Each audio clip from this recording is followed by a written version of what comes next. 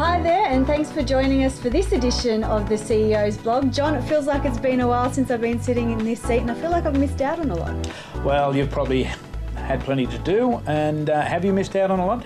You would have watched those CEO's blogs, so you missed out on nothing. But anyway, you're back, and let's get going. Yes, all right. Well, the State Mini Trot Championships were held at Paceway Tamworth last weekend with some good results. Yeah, great results. And what was really good was the number of competitors that turned up, as in the children, number of horses, and it's great to see that these children train more than one horse for these championships. But it was a good time all round, and that's what we push with harness racing. Secret Mission won the Champion of Champions, of course, but before that there were 100 odd races contested. So well done to everyone that was at the championship. They, in particular the organisers.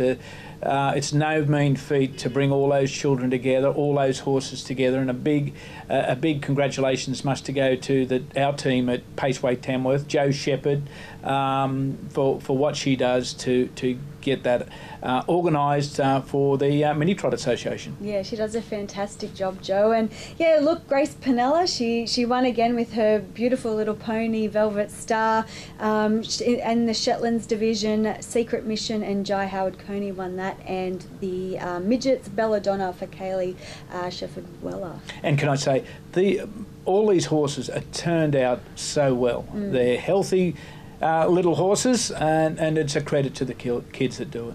Yeah, well, talking about healthy horses, the standardbreds were at the Royal Easter Show just last week, and it's been 12 years since there was a standardbred division there. Yeah, it was a great afternoon. I attended. We must thank the RAS for accepting standardbred classes back into the show ring. Apologies, was it this week? No, it was last week. Last Thursday. So they brought them back into the show ring. Bill Picken's well known in harness racing. He was a former ringmaster, and they were in the main arena. So that's something special. And 25 horses competed in the stallions class, the mares class, and the geldings class. But a credit to everybody that took the effort, and it's a great effort. Considerable cost to take these horses to the Royal Easter Show, but we had a fantastic overall winner in Awesome Collect.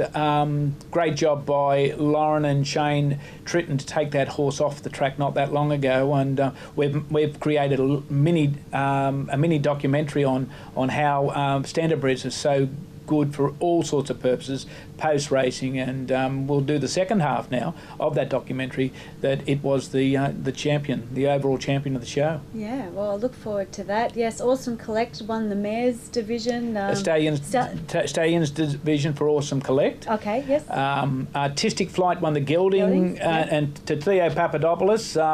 He was a fantastic racehorse for Theo, so well done there. Bathurst Gold Crown winner. Bathurst Gold Crown winner, and of course the mares division. Diamond Park Khaleesi. Yeah, Diamond Park Khaleesi won the mares, and Amanda and her team from the SPHHA. What a wonderful group of people they are. If you ever want to rehome a horse, and a lot of people in harness racing, which was not known, actually rehome their horses, find great places for them when they're finished from racing or stud duty. So, but Amanda, well, she had two. She had Artistic Flight and the mare as well. So great effort there. Yes, and internally, I guess we have to thank Kate Dunmersey as well. She's done a lot of work with the SPPH. Well, she has. She's a driving force. I'm not sure who she drives most, rehoming or the chief executive, but she does a good job. Yeah, most definitely. Okay, John, back on track, the TAB Carnival of Cups. We had quite a few meetings last week. We had the Penrith Carnival of Cups, we had Wagga and Narrabri. Yeah, Penrith was outstanding. Elmer's Image for Amanda winning the Renshaw. We then went to Wagga, great racing at Wagga, and that superstar really. You talk about Gold Crown winners. Beatson won the Gold Crown and comes out and wins the Wagga Cup at 180, 81, 11 years old. It just demonstrates the longevity of standardbreds, especially if they're well cared for, like Peter Trevor Jones is renowned for. He's the trainer, of course, of Beatson, and then we went to Narrabri. A little bit unfortunate Narrabri. They were cut back to 6 races with an incident in the last race, but no, great meetings all round. And we've got more to look forward to. Coolum on Anzac Day, which is tomorrow, Bankstown Friday night, and West Wyalong on Sunday. Yeah, 9 races on Anzac Day at Coolum. Very strong carnival there, and I suggest everybody in the Southwestern Riverina get along to that club. They've done Helen Turner and Ray Turner, Wendy Dennis. They've all done a wonderful job to bring the Coolum track right up to scratch, what we look for in harness racing when we're presenting this product. It'll be a great meeting. We go the next night to the Truer Memorial, and for Les Bentley and Anne Waite and Steve Thurlow, all the work they've done to put on what is an outstanding race, and it is an outstanding race. And yeah, $65,000 in prize money. And a $20,000 bonus. There's 4 horses vying for that bonus, but Beatson appears there alongside of Elmer's Image and Ignatius. It's Lieutenant, a great race, so we really look forward to that. And then we've got West Wyalong on Sunday, so great racing all round with the Carnival Cups. Yeah, West Wyalong Fields will be out later this afternoon, and yeah, their cup race 18,000, so that's nice. They seem like they're on the up and up as well. John, let's talk about the APG. Now, some people that looked at the fields at Menangle on Saturday night would have noticed APG heats that were scheduled are not there. Well, they're on Tuesday now. Now, we live in a commercial world. Unfortunately for APG, the nominations across Australia were very low for these heats. We couldn't put those short fields on a very strong metropolitan program. They're not on metropolitan programs, of course, in Victoria or Queensland. So we've moved those to the Tuesday. No fresh nominations come in. All the horses that were nominated are there. They will go round and they'll make their way, some of them, to Queensland for the very rich finals. But commercial decisions have to be made on occasions, and this was one of those occasions. Yeah, so there will be 2 heats for the fillies and 2 heats for the colts and geldings as well. Certainly. No more nominations, but they are short on numbers. They're basically less than each way betting, so not on a metropolitan meeting, especially a metropolitan meeting that already has 9 very strong races.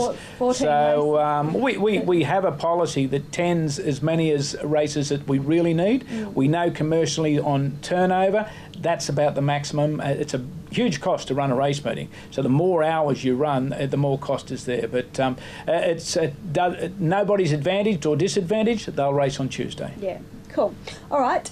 Stable returns. You have an update on that for us? I've got to say to all trainers out there, the rules are the rules. They've been well known for many, many years. You must lodge a stable return before you need to try. Well, actually, you must not lodge a stable return when a horse comes into your stable. Now, that can be an unnamed horse because you just put the breeding on the form. It can be a yearling that's being broken in. It'll be a 2-year-old working up, but you must put those stable returns in. The Integrity Division has issued an amnesty today.